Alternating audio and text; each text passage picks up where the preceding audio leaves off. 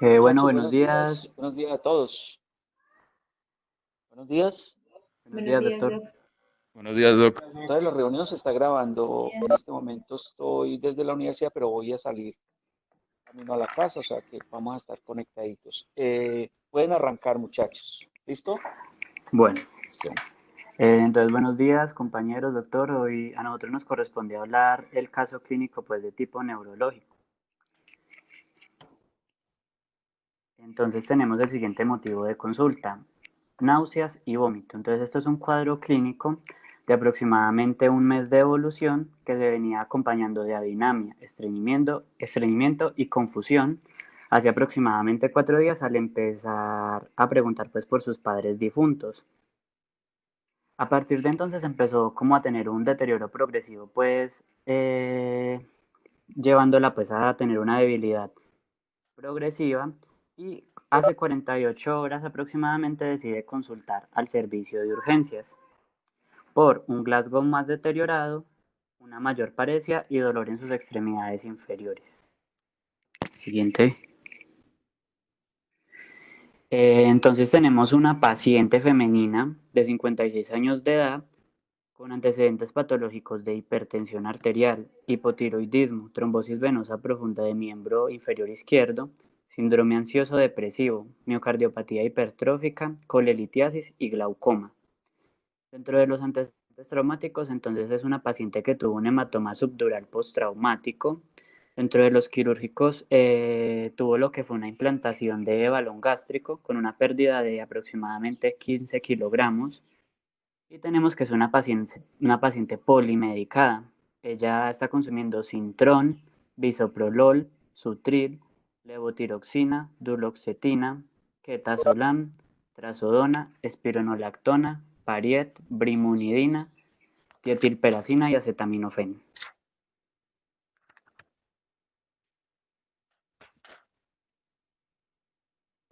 Como examen físico, la paciente se encuentra desorientada parcialmente en espacio y tiempo, con malestar general, pálida y sudorosa. Los signos vitales se encuentra tensión arterial de 95-55 milímetros de mercurio y frecuencia cardíaca de 70 latidos por minuto.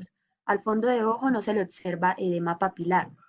La paciente no presenta reflejos osteotendinosos en miembros inferiores, los oculomotores conservados, se encuentra con ataxia troncal y fallos en posición y reconocimiento de los dedos.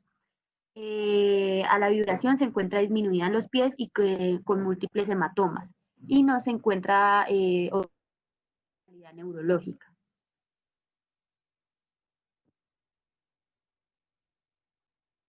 Bueno, ya como resumen de datos positivos, tenemos una paciente que tiene alteración en la conciencia, tiene confusión, también presenta dolor intenso en miembros inferiores, una debilidad progresiva y además es una paciente fumadora.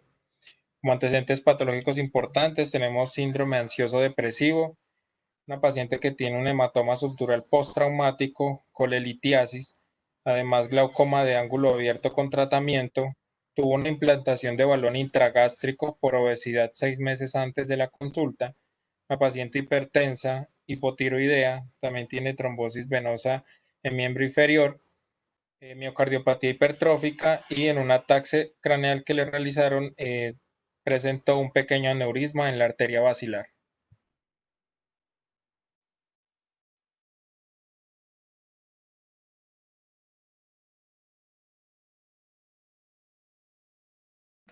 Un momentico, que es que la compañera que dice esta diapositiva no le sirve el internet, entonces voy a hacer una llamada para que ella lo pueda, pues, pueda participar.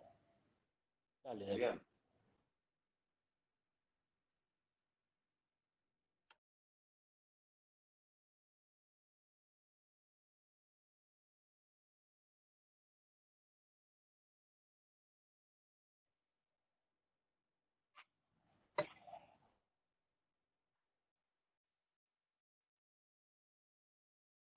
¿Ya? Sí, ya. Ay, marica, ¿por qué no me llamó antes?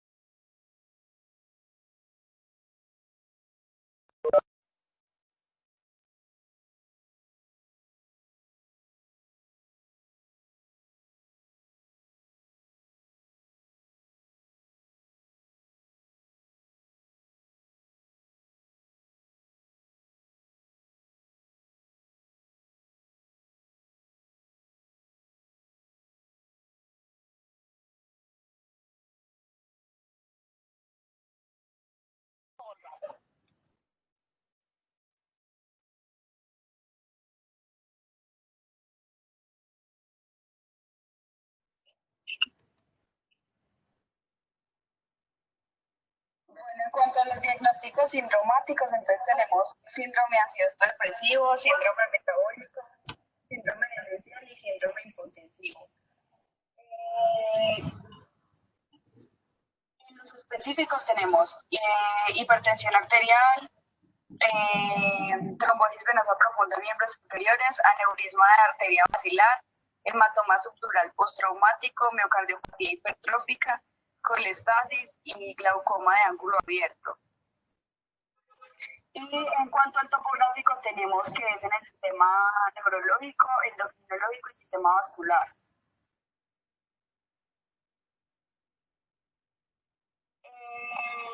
En cuanto a los diagnósticos diferenciales, tenemos la encefalopatía de Hashimoto, la encefalopatía por déficit de vitamina B12,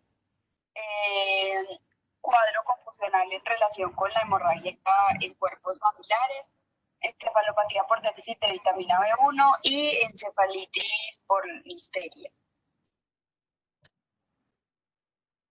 ¿Me escuchan? Hola. Sí, Mario, siga. Listo.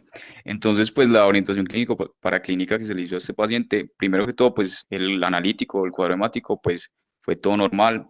Tuvimos un INR de 10.4, lo que quiere decir que estaba alargado. A la paciente se le hizo un examen de electromiografía y electroneurografía que arrojó que presentaba una severa polineuropatía sensitivo-motora de predominio sensitivo axonal, pues por lo que la paciente hablábamos que tenía la ataxia y esas parestesias.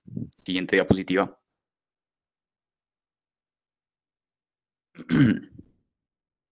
Ya lo cambiaron. Siguiente, por favor.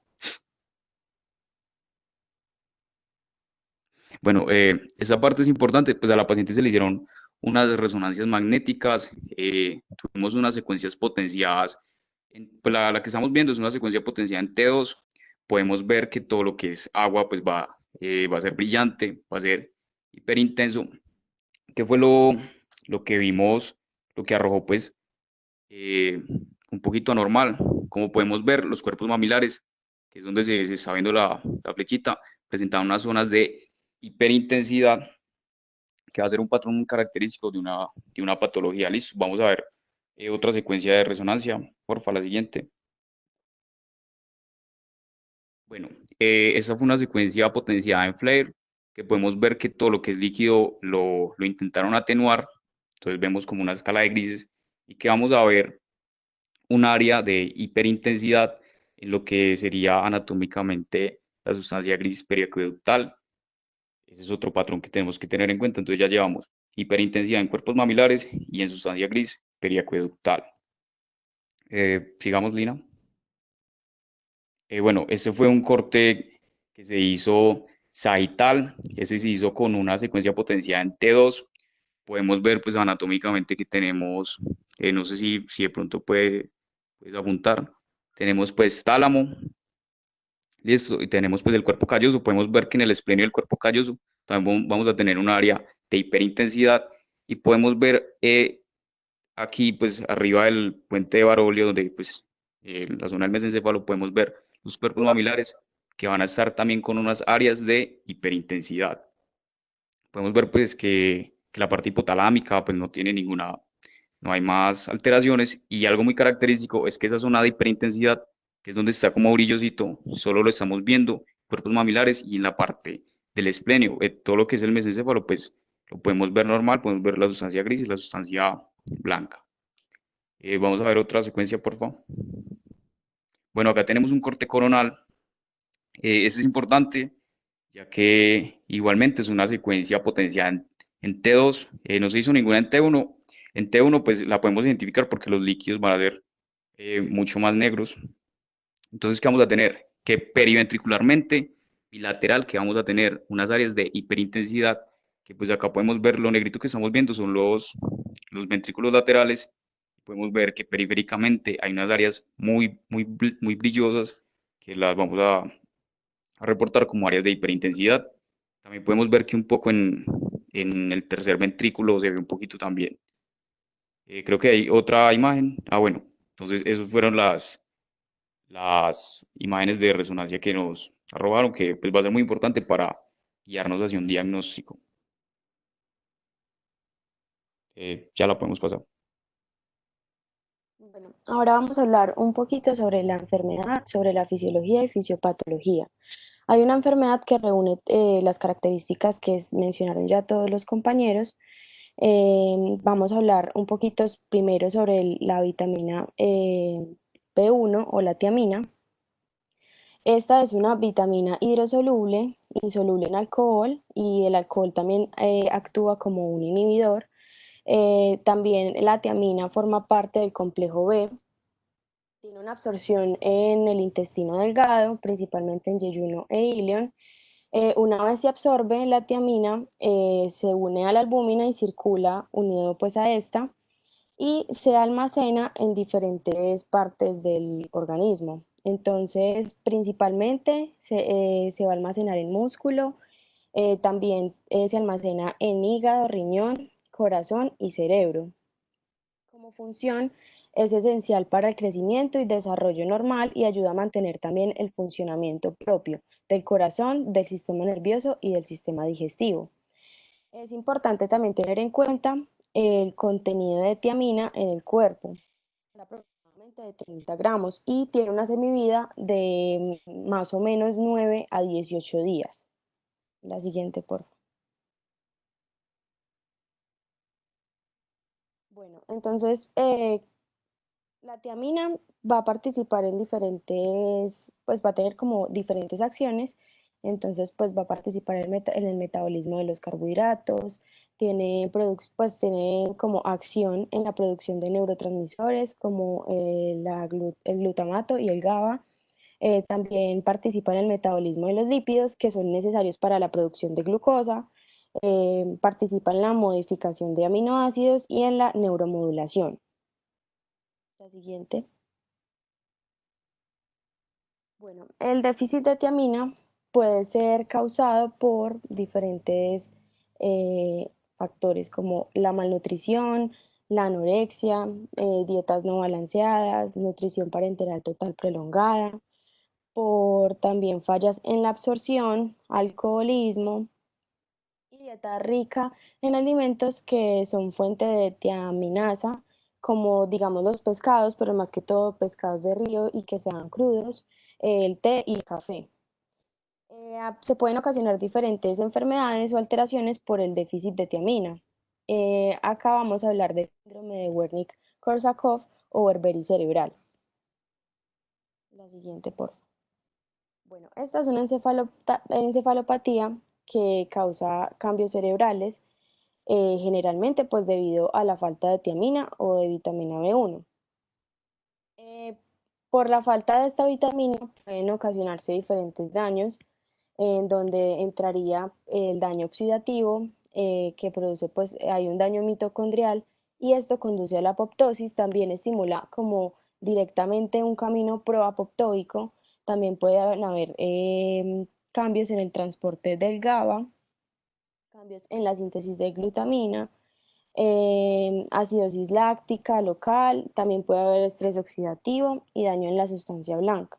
El compromiso del sistema nervioso central va a iniciar más que todo en los astrocitos y también va a alterar la integridad de la barrera hematoencefálica, ya que va a haber como una pérdida en el gradiente iónico de la membrana celular y pues va a haber alguna acumulación de glutamato.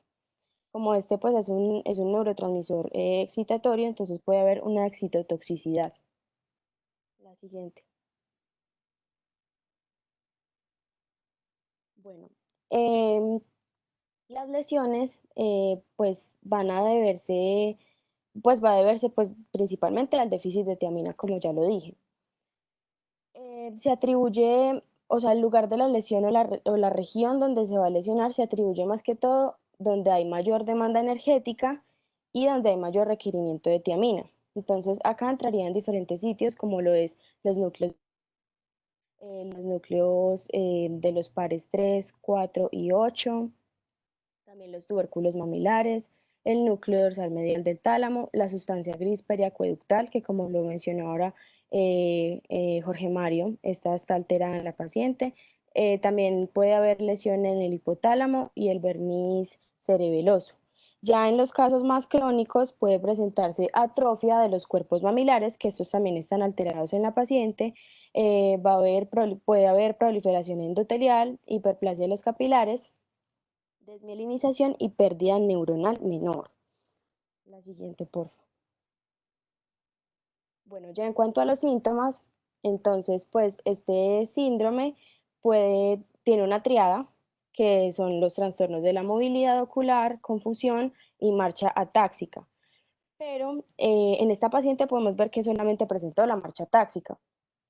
En esta triada, pues es muy frecuente observarse uno o dos de los componentes de la triada. Solamente más o menos un tercio, un 10% de los pacientes la presentan completa. Pues sin embargo, también hay otros síntomas que pueden aparecer. La siguiente, por favor. Bueno, los síntomas aparecen más o menos después de las 2 semanas que inicia el déficit de tiamina. Por eso al inicio les mencioné que la semivida de la tiamina es más o menos de 9 a 18 días. Y esto pues coincide con el tiempo del inicio de las manifestaciones neurológicas, en donde pues comienza la apoptosis y la fragmentación del ADN celular. Entonces acá pueden producirse otros síntomas como ambliopía, papiledema, cambios pupilares, hemorragia retiniana, pérdida de la visión, audición, puede haber fatiga, apatía, irritabilidad, mareos, puede haber también un enlentecimiento psicomotor. Otros síntomas pueden ser la disfagia, apnea de sueño, epilepsia, estupor. Pueden presentar también acidosis láctica y molestias abdominales. También puede verse alterada la memoria, como en el caso de la paciente, puede haber amnesia, depresión, psicosis y además puede haber hipotermia, polineuropatía e hiperhidrosis. La siguiente.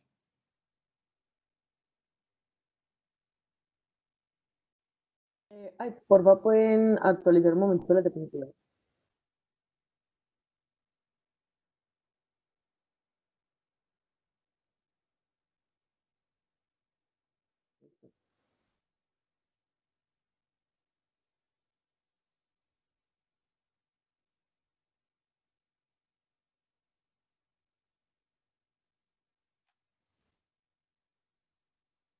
Bueno, ya aquí empezando a hablar de las leyes diagnósticas, tenemos lo que es la ley de lo más frecuente, es que la ley de la información completa. Aquí vamos a tener lo que es la correlación clínico-paraclínica que presenta la paciente, desde la tomografía hasta los síntomas cuando inició, desde el motivo de consulta con la náusea, el vómito, el rasgo deteriorado, las paredes de los miembros inferiores. Ya la ley de lo más frecuente pues fue complicado sacarlo porque el caso era más, no se sabía si era por el déficit de vitamina o por el déficit de la vitamina B2, entonces enfocó, creo que más en la encefalopatía por déficit de vitamina B12 y también estaba como diferenciar la encefalopatía de Wernicke. Pero esta también se descartó como por los antecedentes de la paciente, ya que pues, la encefalopatía de Wernicke son más daños en el cerebro debido a una deficiencia de vitamina B1, pero en reacción a pacientes con alcoholismo. La ley de la prioridad, de acuerdo a los casos a lo que presentaba la paciente, uno puede incluso guiarse por lo que es una CB, pero también de acuerdo a la correlación clínica paraclínico, que se descartaba.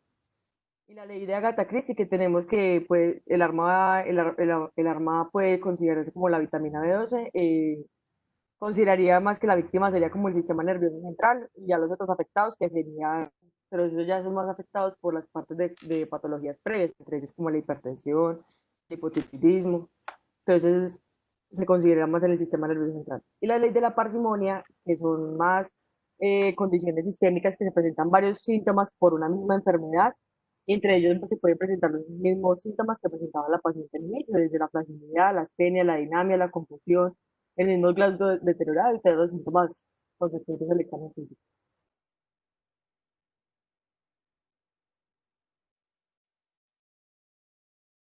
En cuanto a la conclusión diagnóstica de la tenía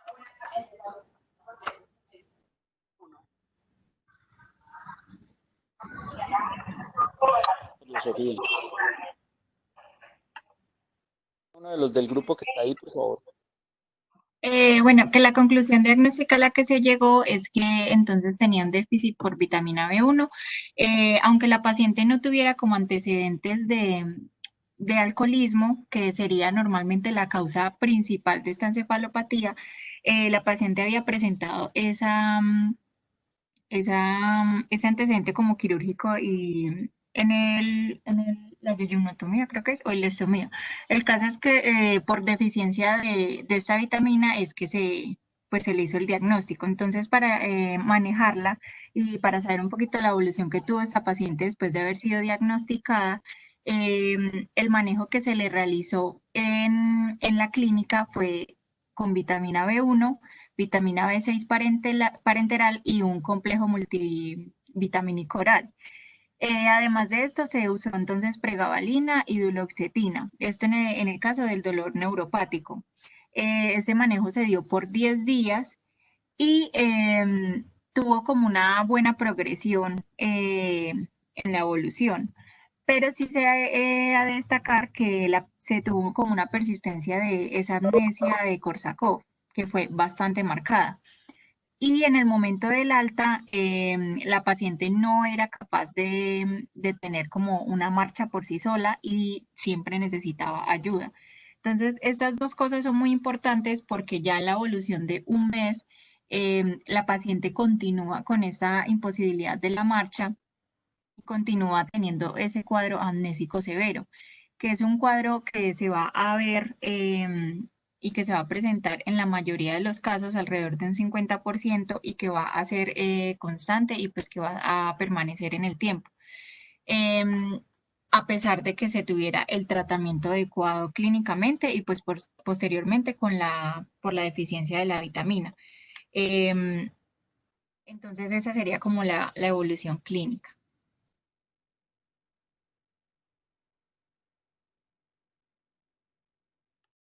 Listo, muchachos. Lo primero, pues, nuevamente felicitarlos por tan buena presentación, tan buen análisis. Me quedan poquitas dudas y es con ley de prioridad. Yo creo que ley de lo más frecuente.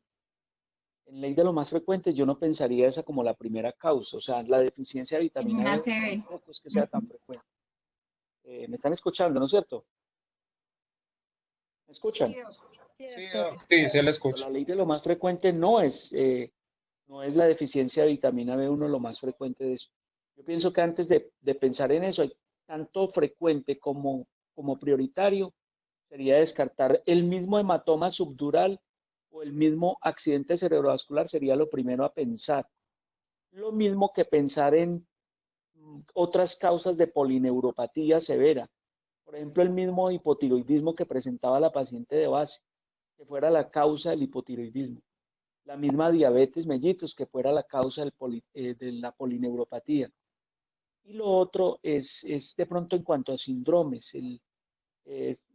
Claramente, si uno trata de ubicar los síndromes neurológicos, aparece el síndrome confusional agudo, el síndrome delirante agudo como diagnósticos diferenciales, el síndrome mental orgánico como diagnóstico diferencial, que puede ser un síndrome mental orgánico, el síndrome de polineuropatía como otro diagnóstico diferencial, el síndrome propiamente, los síndromes mentales con demencia, solo el síndrome demencial, que no son agudos, sino obviamente crónicos. Pero yo pienso que en lo fundamental, muy buen caso, muy buena secuencia, muy buen diagnóstico. Ahí tienen otro insumo más para que piensen lo que ustedes dicen es verdad. Ese tipo de patologías, piénsela en un paciente alcohólico o en un paciente que definitivamente tenga un problema de nutrición, que no solo es asociado a deficiencia de vitamina B1, tiamina, sino otro tipo de deficiencias. Pero muchachos, felicitaciones, muchas felicitaciones y por favor me mandan al WhatsApp el nombre de todos los integrantes del grupo. Les ruego el favor, ¿listo? ¿Me escuchan? Listo, Sí, sí, sí, señor. listo. Listo. Bueno, muchachos, muchas gracias por el juicio y bueno, esperemos que esto haya sido de todo el aporte y la productividad para lo que sigue. Que ustedes se acostumbren a tener ese tipo de pensamiento y que no por terminar la cátedra de pensamiento clínico no lo pueden olvidar, ese tiene que seguir siendo el insumo más importante de estructura mental y de procesos cognitivos para aplicarlo a la cotidianidad de su clínica con cualquier tipo de paciente. Muchas bendiciones, un abrazo a todos y bueno, que terminen de irles muy bien. Oye, muchachos. Muchas gracias, Doc. Muchas gracias, Doc. Gracias. Vale, muchachos. Voy a ponerles un sondeíto, por favor, para que me lo hagan. Y con ese sondeo terminamos. ¿Listo?